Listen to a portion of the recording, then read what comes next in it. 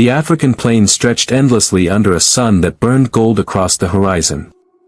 Tall grasses swayed like the ocean, and the cracked earth below told a story of hardship and survival.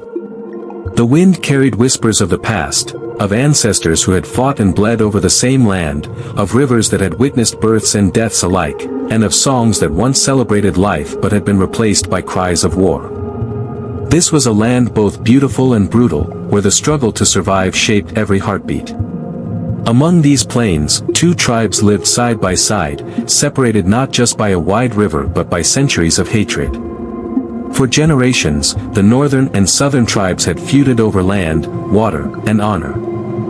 Fathers told sons that the other tribe was to be feared, mothers sang lullabies warning against their neighbors, and every child grew up learning that trust was a dangerous thing. The songs of celebration had turned to battle cries, dances into war marches, and spears into instruments of vengeance. In this world of inherited animosity, Ayo was born. He belonged to the northern tribe, a boy whose eyes carried the fire of his ancestors and whose spirit, though young, was fierce. Across the river, Kato was born to the southern tribe, a child with courage etched into his very being and a gaze that seemed to pierce the distance between worlds. Though miles apart, their destinies were intertwined, written long before they drew breath. Childhood for both was shadowed by conflict. Ayo watched his father limp from an old wound, a scarred body carrying the memory of countless battles with the southern tribe. His mother, gentle yet strong, whispered cautionary tales as she rocked him to sleep, stories of theft, betrayal, and bloodshed. Kato's mother carried grief in her silence, mourning a brother lost to northern raids, while his father drilled loyalty and suspicion into his son's mind with every tale of the enemy's treachery. Both boys grew under the weight of stories they did not fully understand, learning to fear what they had never met. Yet even in this world of distrust, curiosity and innocence had a way of persisting. One parched summer, when the river had dwindled to a shallow trickle, Ayo ventured into the reeds with a handmade spear in hand, searching for wild honey to bring home. But instead of a solitary adventure, he found a boy from the other side. Kato, water pot in hand, froze at the sight of the northern boy. For a moment, silence enveloped them. The whispers of their fathers echoed in their minds, strike first, trust never. Yet neither moved. The sun blazed overhead, the cicadas hummed, and the reeds swayed gently in a wind that carried both tension and possibility. "You're from the other side," Ayo said, his voice trembling, unsure if he wanted an answer. "And you are the enemy," Kato replied, eyes wide with caution. "Then, why haven't you killed me?" The question hung between them, heavier than the drought-ridden earth. Slowly, Ayo lowered his spear, a tremor of uncertainty and hope passing through him. After a pause, Kato did the same. In that fleeting moment, curiosity triumphed over fear, and the first seeds of a forbidden friendship were sown. They began to meet in secret, hidden among the reeds, shaded by the tall grasses, accompanied by the hum of cicadas and the distant calls of birds. At first, they spoke cautiously, testing words as if each one might be a trap. Gradually, laughter replaced suspicion, and conversation became easy. They shared stories of family and dreams, of the harshness of the sun and the taste of roasted maize. They discovered that, despite the hatred ingrained in them, their lives were mirrors of each other. Hunger was the same. Fear of lions prowling at night was the same. Even joy, the simple delight in a smooth stone skipping across water, was shared. Over the years, their bond deepened. They carved symbols into the bark of a tree by the river, two marks side by side, a promise that could not be broken. "If our people knew, they would call us traitors," Kato said one starlit night, staring at the heavens reflected in the river. "Then let them never know," Ayo replied softly. "This friendship is ours, not theirs."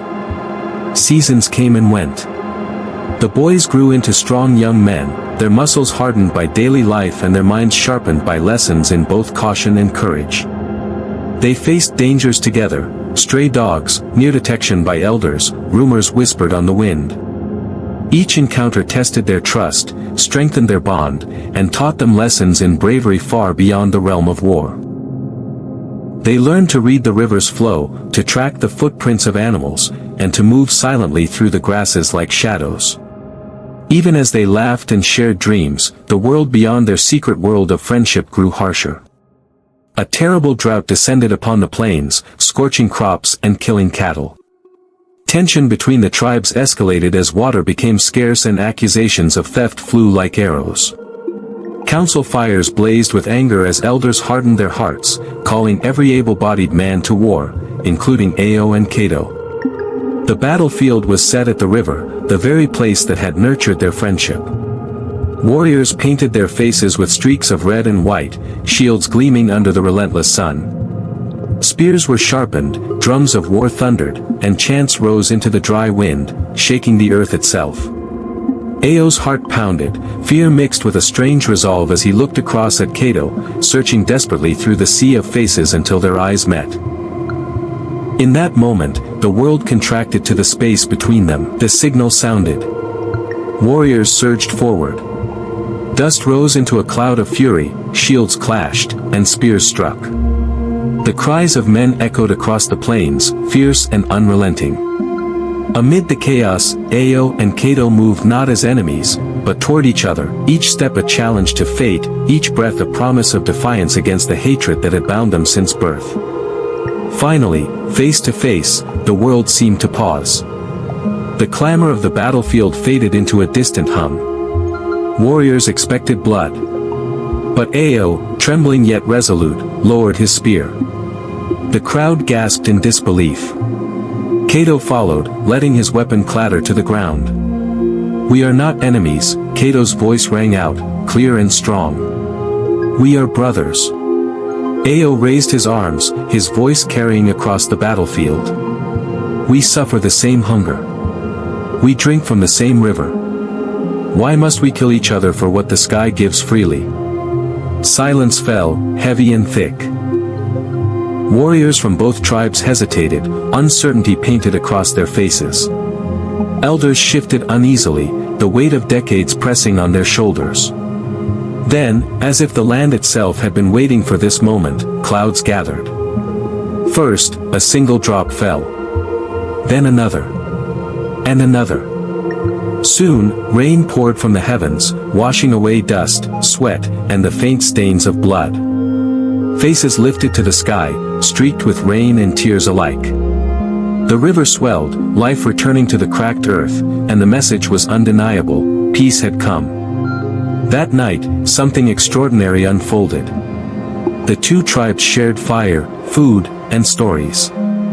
Men who had once sought each other's lives broke weapons on stones, songs of healing replacing chants of war. Women joined together, singing and dancing under the moon.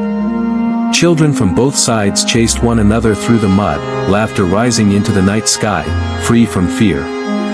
Ayo and Kato sat side by side, watching the miracle they had helped create. "Perhaps peace was always waiting for us," Ayo whispered, waiting for the courage to choose it. Kato nodded, a smile softening his weathered face. "The courage to forgive is greater than the courage to fight." Years passed, and the story of that day became legend. Parents no longer told tales of enemies, but of Ayo and Kato, the brothers who stopped a war not with spears, but with love. The river, once a boundary of blood, became a bridge of life. Communities rebuilt homes, planted crops, and renewed the cycle of life. The scars of the past did not vanish entirely, but hope had found a foothold in the hearts of all. Decades later, Ayo and Kato, now old and wise, returned to the tree where they had carved their friendship so long ago. The marks remained, side by side, unbroken. "Do you think they will remember us?" Ayo asked. "They must," Kato said, his voice carrying the weight of experience and joy. "Because we proved that even the deepest wounds can heal, when hearts refuse to be enemies." The wind rustled the leaves, carrying their story across the plains. Birds took flight, the river sparkled in the moonlight, and songs of unity rose to the endless African sky. Two brothers had chosen peace in a world of war. Their courage had changed not just their tribes, but the soul of the land itself. And so, the names of Ayo and Kato lived on, not as warriors, but as men who laid down their spears and picked up something far greater: hope, unity, and the enduring power of human compassion.